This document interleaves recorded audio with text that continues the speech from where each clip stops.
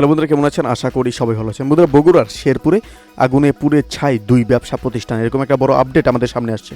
অবশ্যই আমরা এই বিষয়ে বিস্তারিত আলোচনা করবো। তার আগে আপনি যদি এই চ্যানেলের নতুন থাকেন, অবশ্যই চ্যানেলটিকে সাবস্ক্রাইব করে আমাদের পাশে থাকুন এরকম নিত্য নতুন রাজনৈতিক এবং সর্বশেষ আপডেটগুলি সবার আগে পাওয়ার জন্য।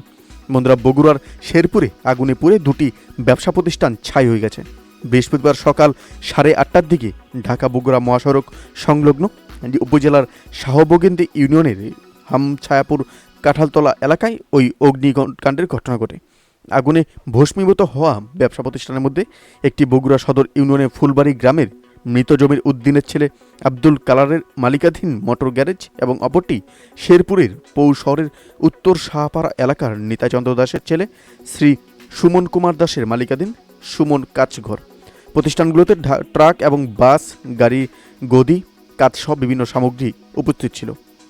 বন্ধুরা, জানতে চাইলে Sherpur fire service and civil defence স্টেশনের কর্মকর্তারা নাদের হোসেন ঘটনার সত্যতা স্বীকার করে বলেন যে অগ্নিকাণ্ডের খবর পেয়ে দ্রুত ঘটনাস্থলে গিয়ে ঘটনাব্যাপী চেষ্টা করে আগুন নিয়ন্ত্রণে আনা সম্ভব হয়। ফলে সেখানে আরও 5টি ব্যবসা প্রতিষ্ঠান ও আশেপাশের বাড়িঘর ছিল, সেগুলো ক্ষতির হাত থেকে রক্ষা পেয়েছে। বৈদ্যুতিক শর্ট সার্কিট থেকে আগুনের সূত্রপাত হতে পারে বলে প্রাথমিকভাবে ধারণা করা হচ্ছে। বন্ধুরা, এই আপডেট প্রসঙ্গে আপনাদের কি মতামত অবশ্যই আমাদের কমেন্ট করে জানাতে বলবেন না।